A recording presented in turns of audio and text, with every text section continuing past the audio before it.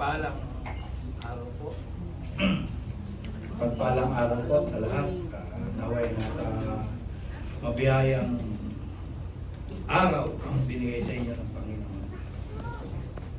Tunay nga po na lagi na lang po na pagtatayo tayo rito, talagang hindi po ako makatulog. Sabi nga ni Ate Lani, hindi rin naman siya nakatulog. Yun ang isip niya yung mensahe ngayong umaga. Pero sa ganun po ay may gabay naman po ng banal ng Espiritu, no? Ang ating mensahe at tayo po muna ay manalangin. Panginoon, salamat po sa umagang ito. Salamat po at muli mo akong ginamit para maghayag ng iyong salita. Nawa, ma-bless po ang lahat na makikinig, mangunawaan at isabuhay ang mensahe mo ngayon. Nawa ikaw po ang makita, ikaw ang gumabay sa iyong likod para lalo nilang maunawaan ang tunay na kahalagahan ng buhay dito sa mundo. Tayo po ang kapurihan, Panginoon. Sa pangalan ni Jesus. Amen.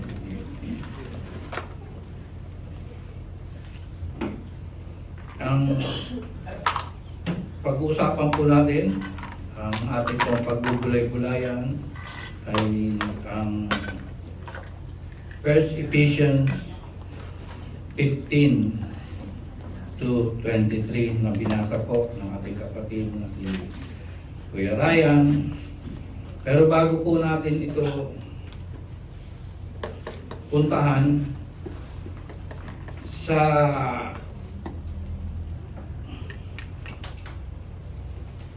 umpisa po ng ating binasa, Ephesians 1:15, makikita po natin doon ang katagang kaya nga. Conjunction, sabi nga ni Pastor, may pinagmulan o may nangyari bago ito nasabi sa panalangin ng Apostol Pablo. Kaya balikan po natin ang unang verse 1, hanggang 14, hanggang verse 14. Pero ang umpisa po kasi dito ay, sabi ni Paul, siya po ay nagpapasalamat sa Panginoon Kristo at sa mga taga-Epeso na kanilang faithful in Christ. The grace and peace from God our Father and the Lord Jesus Christ.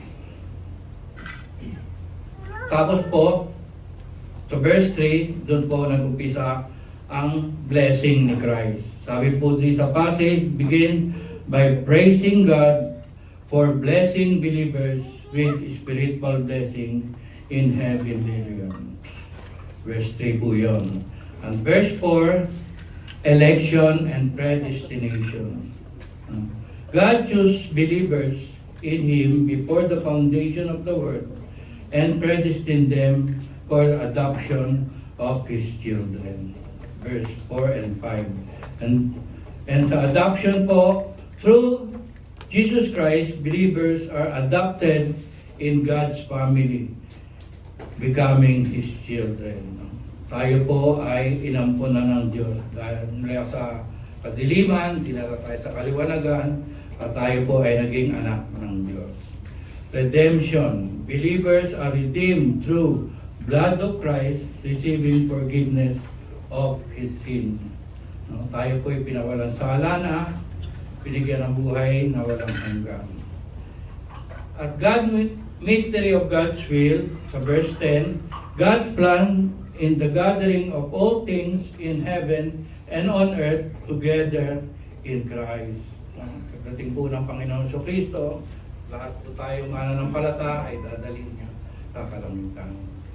Inheritance. Believers are predestined to receive an inheritance, which is guaranteed by the Holy Spirit. Verse 11 and 14. Praise to God. So verse 6, 12, and 14. Passage concludes by emphasizing that all these blessings are for the praise of God's glory. Lahat daw po ng tinatanggap natin ay tama lang na ipagpasalamat at ipapuri natin sa Panginoon. At ang huli po, verse 13 and 14, believers are sealed with the promised Holy Spirit, who act as a guarantee of their inheritance. Na-seal po tayo ng Holy Spirit, ang tayo po ay tumanggap at kinilala natin ang Panginoon sa Kristo na Diyos at tagapagligtas. It emphasized that believers are chosen, adopted as God's children, redeemed through Christ's blood, and sealed with the Holy Spirit as a guarantee of their inheritance. The passage also celebrates God's grace and wisdom in revealing His will and gathering all things in Christ. Bakit po sinabi nito ay nabanggit po nito ni Apostol Pablo? Ang verse 1:14 po, ang purpose po nito para ipasok po tayo ng Diyos sa iglesia. Bilang isang mananampalataya, bilang believers, tayo po ay pinasok ng Diyos sa iglesia, which is your new life. Yun na po ang ating bagong buhay.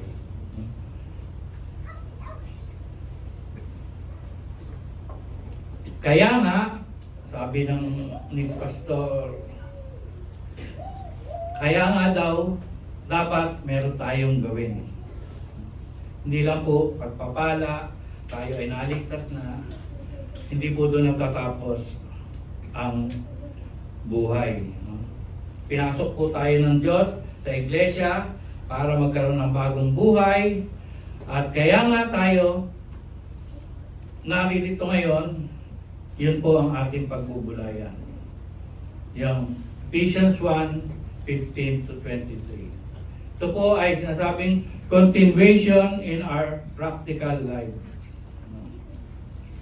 Dalawang lang po ang puntos natin, pagkamat yung iba pong aming pinag-usapan ni Pastor sa discipleship, masyado na pong mabigat.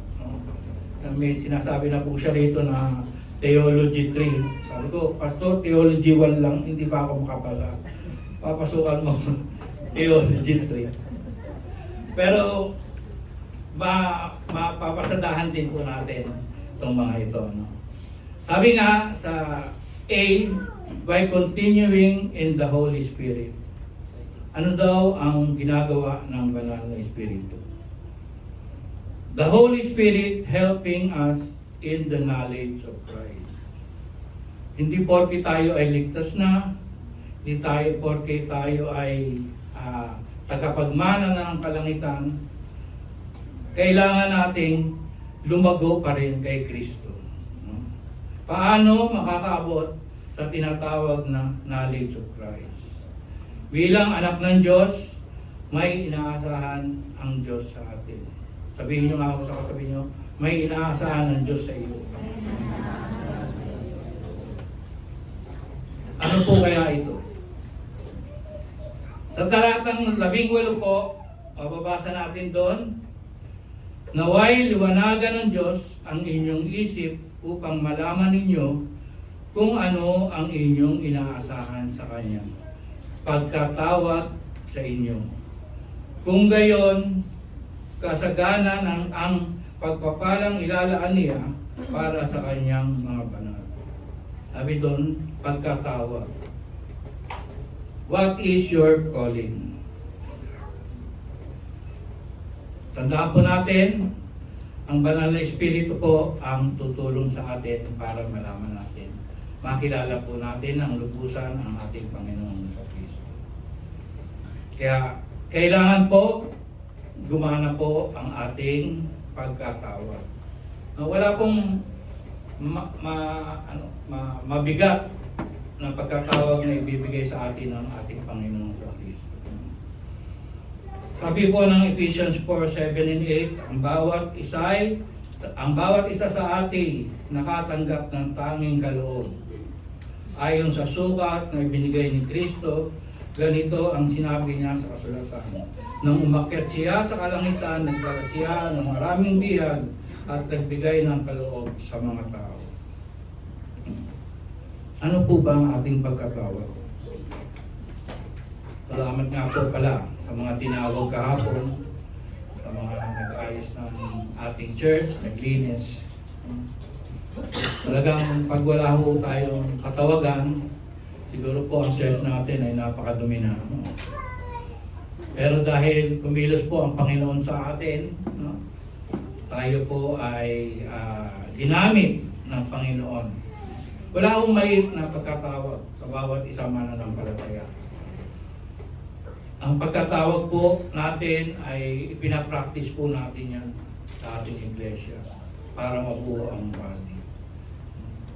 Lahat po ng bawat isa sa atin ay may katawagan. Huwag po tayong consumer lang sa iglesia. Minsan, consumer na, konsumisyon pa. Kailangan po, tayo po ay magtulungan, gamitin ang ating mga kaloob. Hindi po tayo taga-upo lang dyan at taga-pinig. Magamit po tayo sa Panginoon. Nang dumating po ang banal na Espiritu sa atin, binigyan din po tayo ng spiritual gift. Para tayo po ay makakilos, para tayo ay gumana sa iglesia. May kwento pa ako sa inyo nung panahon po na bago akong mananampalataya sa amin, sa probinsya. Ang una pong paggamit sa akin ng Panginoon, naging assistant po ako ng pastor. Sa lahat ng re-referent ng church, kasama ako, agad kami sa bubong, pag tutulo ang bubong ng church, kami dalawa, pastor, tsaka ako, ito. Nang lumaon po, mabunta po ako sa, ayun, nag-check ng attendance. Kasi kailangan, pagka may absent na matagal na, re-report mo sa mga nag-visitation. Sabihin mo, si Sister Gerto, hindi na ma-attend, 2 linggo na. Sila po ang magbibisita. Kaya lang, kailangan yon lahat ng tao sa church, kilala mo at alam mo kung saan nakatira. Kaya yun po ang practice ko noon. At dumating pa sa pagkakataon na ako na po ang nagde-design ng church. No? Kasi marunong po ako manahe. No? Nakuha ko po yan sa nanay ko.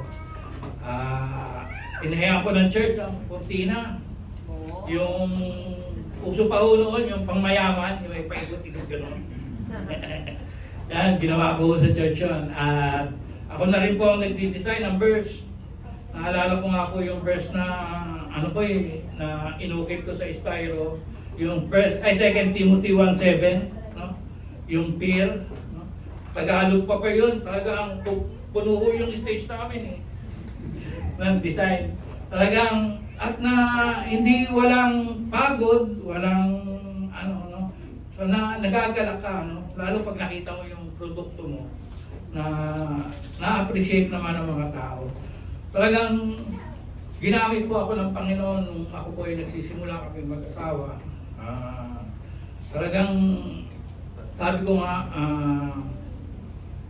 kung ginagamit tayo ng Panginoon at tayo tumutugon sa Kanya, talagang yung blessing po, hindi na wawala. Talaga tayo po ipinagpapala ng Diyos. Kaya sa bawat isa po, na talagang para makita nyo po na ang iglesia ay matatag, tayo po ay magpagamit sa Panginoon. Sabi nga, itong spiritual gift na ito ay para lalo nating makilala ang knowledge of Christ, lalo nating makilala ang Panginoon. Ang calling natin ay para sa sentro, sa kalwalhatian ni Kristo. Ang lahat ng iyon ay sinasabi nga ni Pastor ay tinatawag to edification of the church. No? To edify the church. Pero kung wala kang magagawin, o wala kang itutulong, o hindi mo ipapractice, ipafunction ang calling mo, paano natin ma-edify ang church? Tunay nga po, di ba, pag ang church po ay nagtutulungan, nakikita natin na talagang yung pagmamahal ng bawat isa, no? Na gusto mo lagi nasa iglesia dahil gusto mo nga na magkakasama, magpe-fellowship, no?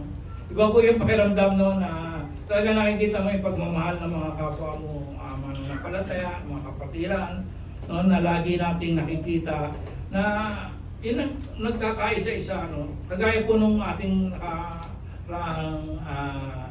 camp, no? Hindi nyo pa napansin na bagamat medyo nag-aasaran, no? Hindi naman maalis yun dahil andun po talaga yung competition, kahit sa church may competition, ay masaya naman, di ba? Wala namang dull moment, lahat nagpe-participate. Kaya lang minsan nga, pagka hindi nag-participate yung ibang kasamahan mo, nadididakan ka. Bakit kaya ganun?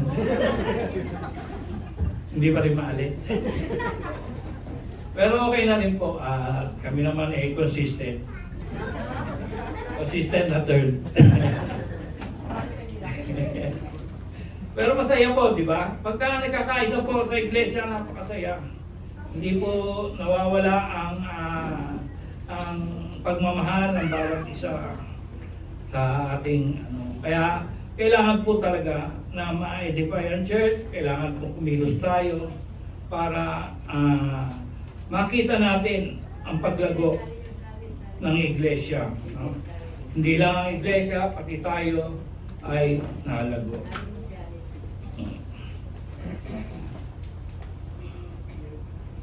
Paano mo madadala ang buhay mo kay Kristo kung hindi ka nga nagpapangko sa iglesia? Kaya, sabi nga, by continuing in the Holy Spirit help us in the knowledge of Christ. Ang banal na Espiritu po ang nagdadala sa atin para lalo natin lubos na makilala ang Diyos, ang Panginoong sa Kristo. Pero hindi po tayo magpa-function, tuupo lang po tayo dyan, at mamaya lalabas na tayo, pagtapos ng iglesia, parang wala nangyari. Mas mabuti po na tayo po ay mag-function. Masaya po yun. No? Hindi po boring sa mundong kausapan. No? Kaya inaasahan po ba ng Diyos na tayo ay magpapagamit sa Kanya? Amen. At ang pangalawa po, continue to live under Christ's authority.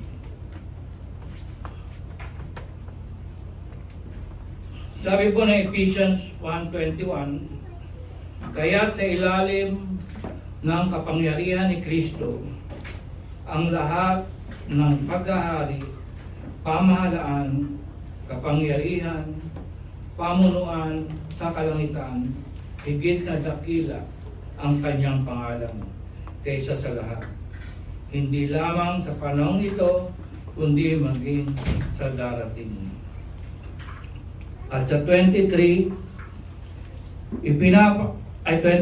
ipinapailalim ng Diyos sa paa ni Kristo ang lahat ng bagay at ginawa siyang ulo ng lahat ng bagay para sa iglesia. Ang iglesia ang katawan, tayo po daw ang katawan, at kapuspusan ni Kristo, na siya namang pumupuno sa lahat ng bagay. To live under Christ's authority. Tunay po na maraming churches na parang hindi ang Panginoon sa Kristo ang kanilang ulo. Hindi po sila Christ's authority. May mga churches po, kagaya po ng sabihin na natin, ang mga Roman Catholic, no? Meron po silang Pope as their head. No? Sabi ni Pastor, ang mga Methodist daw kadalasan bishop ang mga head. No? Pero sa atin po, sa awa ng Diyos, tayo po ay nagpapailalim sa kapangyarihan ni Kristo. The authority na yon ang bumuhay kay Kristo. Sabi nga po ng verse 20, at muling bumuhay kay Kristo at naupo sa kanya sa kanan ng Diyos ang kalangitan. Dito po makikita natin na talagang ang kapangyarihan po ng Iglesia ay nasa Panginoong Kristo. Kung inaari po natin na ang ating Panginoon Kristo ang ating head o authority, sabi nga ng 22, pinailalim ng Diyos sa paa ni Kristo ang kanyang bagay na ginawa siyang ulo ng lahat ng bagay para sa Iglesia. Talagang malayo po ang mararating ng Iglesia. Sabi nga, tayo po ang body, ang Panginoon po ang ulo. Nilalapit tayo ng banal na Espiritu ay Kristo dahil siya po ang ulo ng Iglesia. Sabi nga ni Pastor sa kanyang pag-aaral ng Biblia, talagang wala naman daw po ang denomination. Nakakahati-hati lang ng church. No? Sabi niya nga po, 16 na hati na ang nangyayari sa Iglesia. Dahil may gustong maging ulo ang bawat denomination. Kaya sa ating church po, maligaya naman tayo at masaya dahil kinikilala natin na si Kristo ang ulo. At tayo po ay tatagal pa ng maraming panahon dahil po sa pagkakilala natin sa Panginoon na siya po ang ating Christ authority. Sa ating 16 na taon na tumatakbo, nakita naman natin ang pagpapala ng Diyos.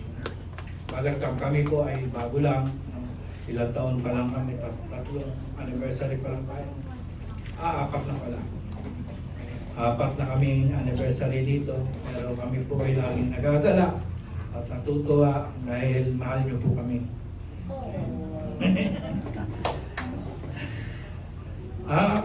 Nung kami po ay bago dito, ang asawa ko po kasi nauna rito. Ako po kasi ay hindi makaalis doon sa iglesia dahil ministry head po ako ng kalalakihan. No? Ang asawa ko po napagsabihan, nagtampo. Pero naayos naman po yun. Naayos po ng pastor. Buti na lang po, naalis na po sa kanya yung pagtatampo. Binago na po siya ng Panginoon doon. Dahil kinikilala niya ng Diyos na authority. Kaya hindi po ako kaagad na kasama niya. Bagamat ako po ay nagigilty na rin. Kasi isang pamilya kami, kailangan kami magkasama. Hindi ko naman po maiwanan basta-basta yung aking ministry dahil baka hampasin ako ni Lord, saan ako pulutin. Tinapos ko muna po at paalam po tayo ng maayos sa leadership. No? Mahirap din po kasi doon, may leadership, marami kang pupuntahan, marami kang sasabihan, kakausapin mo yung ministry mo. Bago ka makalapit sa pastor, kailangan sa department head muna. May ganun po doon eh. Kaya nawin lang po yung asawa ko. Maraming ganun. Mahirap po sa iglesia yung ganun. Masaya, mabuti tayo at mapalad tayo na tayo po ay nakakausap natin si pastor, mga elders, laging andiyan. Doon po, talagang under ka ng department ka muna, bago yung department, saka lang magsasabi sa pastor. Hindi nyo kaya yun. Dito tayo, kahit na andyan si pastor! Pero masaya, di ba? Ganun po talaga ang iglesia. Kasi unity eh. Di ba? Hindi pa pwede yung nasa kwarto lang si pastor. Ang kakausapin niya lang yung mga head niya. Parang, ano tayo, hindi tupa? Mag-iwintang po tayo talaga.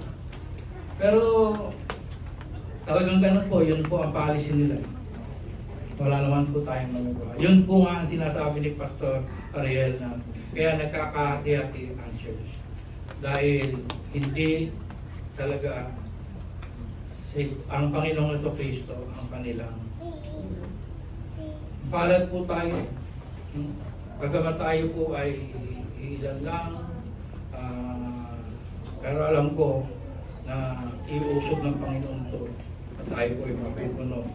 Amen po? Amen. Amen. Kaya po sa ating pong pag-aaral, ang panalangin po ni Pedro, makita natin yung pagpapatuloy sa banal na Espiritu na nagtuturo sa atin na magkaroon ng kaalaman sa lahat ng bagay patungkol kay Kristo. Para malaman ang kaalaman tungkol kay Kristo, dapat mag-function po ang ating calling. Bakit pa tayo nangangaral, nag-evangelize, nagpapastor sa ating mga katawagan para sa kaunawaan natin pantungkol sa katawan ni Kristo. Yun po ang trabaho o ang ano ng Espiritu Santo na nailapit tayo sa ating Panginoong Kristo para makilala natin yung lubusan. At pag nakilala natin ang lubusan ang Panginoong Kristo, makikilala natin ang Ama. Hindi po one nation, no? Trinitarian po ito. Sa pangalawa po, ang Panginoong Kristo para magawa niya ang authority dito sa iglesia. Siya po ang headship, lordship in the church. Kaya po ang konteksto po ng Ephesians 1:15 ay church life. Kaya kailangan po, kung tayo po ay nasa iglesia, alam po natin ang function natin. At pag tayo po ay nagpa-function sa iglesia, pasako po tayo sa ating Panginoon. Hindi lang po sa Ephesians 4 at Ephesians 5 makikita ang church. Makikita rin po sa Ephesians 1. Ang pangwakas po, sabi po dito, the Holy Spirit revelation of Jesus Christ is for us to know the Father. Hindi natin makikilala ang Ama if we do not know His Son. We are drawn to Christ through the Holy Spirit. It is the Holy Spirit goal to make known Jesus Christ to us. The Holy Spirit ang nagpapakilala sa Panginoong Kristo sa atin. Ito ang isang buhay na kung saan pangunahin si Kristo at isang buhay na kumikilala sa kapangyarihan ni Kristo. Ito ang tunay na layunin ng banal na Espiritu sa buhay natin bilang tinawag ng Diyos. Therefore, we need the Holy Spirit to lead us to know Christ and to live under Christ's authority. Tunay nga po na para mag-function ng iglesia, para tayo ay tumatag bilang mga isang mananampalataya, gamitin po natin ang ating pagkatawag. At ang pagkatawag na ito ay gagabayan tayo ng banal na Espiritu at alam natin ang lahat ng ating ginagawa ay kaloob ng Diyos. Tayo po'y manalangin. Panginoon, salamat po sa umagang ito. Ang tunay na napakabuti mo sa bawat isa. Salamat po sa iyong mensahe. Nawa ito po ay tumimo sa aming puso na kailangan na namin kumilos. Alamin ang aming pagkatawag para lalong mabuo ang church body. Tuloy kaming nagpapasako sa aming Panginoon sa Kristo bilang siyang may authority sa aming buhay. Salamat po. Patuloy mo kaming bine-bless at patuloy mo kaming pinaunawa na makilala ka pa namin, Panginoon. Naway ang lahat ay na puspos ng iyong banal na Espiritu. Magpatuloy na ito ang aming panalangin sa pangalan ng iyong banal na Espiritu, ay banal na Diyos na si Jesus. Amen.